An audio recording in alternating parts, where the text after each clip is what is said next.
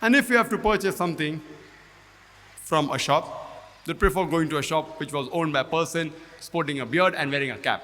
They will not cheat us. They will weigh the material correctly. The label had the respect. But nowadays, if you're wearing a cap and sporting a beard, oh, you're coming from Bhendi Bazar, from Dongri. This person may be a gunda, He may be a hooligan. It's a shame that we Muslims, we are to blame. We have spoiled the respect of our label. And it is true that there are some Muslims who misuse this label and they try and show that they're macho, oh, we are brave. Wearing a cap and sporting a beard, Mia Bhai.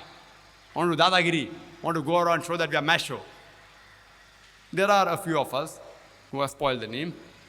Therefore, many Muslims say that, see, I don't want to wear a cap and sport a beard, otherwise he'll think that I'm a gunda, I'm a hooligan. Therefore, I don't want to wear the cap or the beard. People argue. So I tell them, because of a mistake of few of the Muslim brothers who have spoiled the labels, why should we ourselves stop respecting the label? Even if I agree with you, for sake of argument, that every person wearing a cap and sporting a beard is not a good person, for sake of argument, what I tell our Muslim brothers, at least you be the first person who starts wearing a cap and sporting a beard and say, I don't know about the other people, at least I am a Muslim who wears the label, has a cap, sports a beard, and am a good Muslim. I'm a good human being. I don't cheat. I don't tell lies. I don't bribe. I'm a good Muslim. You at least be the first person to initiate.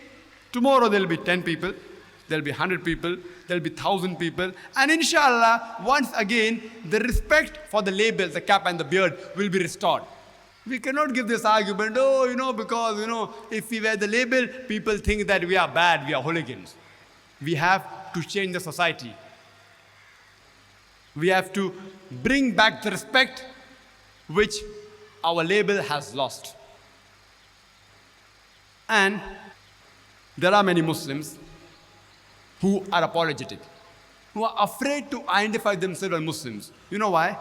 That if they wear the label, wear a cap and sport the beard, the people may ask the question, you are the same Muslim who's allowed to marry more than one wife.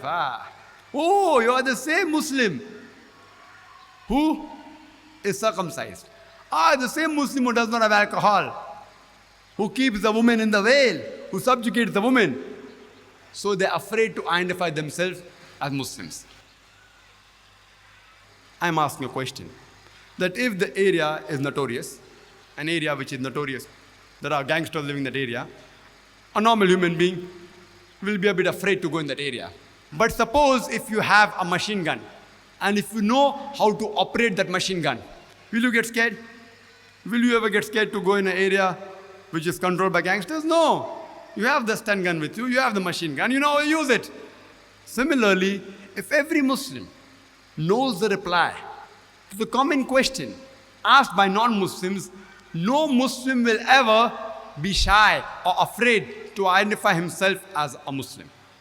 The reason we are afraid to identify as Muslims because we cannot answer the question which is posed by the non-Muslims. And for this, alhamdulillah, I have prepared a booklet. The replies to the most common question asked by non-Muslims. And there are about 20 common questions which a non-Muslim poses about Islam to a Muslim. And the answer to these questions have been given in that booklet, which will inshallah be printed. If every Muslim masters the reply to these questions, he will never ever feel apologetic to face the non-Muslim. He'll be proud. Alhamdulillah, if I have to go out, not wearing a cap, it is like a fish out of water. Without the label, it's like a fish out of water. Alhamdulillah, this cap, it does wonders. It helps me to do my job. It helps me to remain on the Sirat al-Mustaqim, on the Haqq. Because I identify myself as Muslims, and I agree that I am a person who follows the religion of Haqq, Dinul Haqq.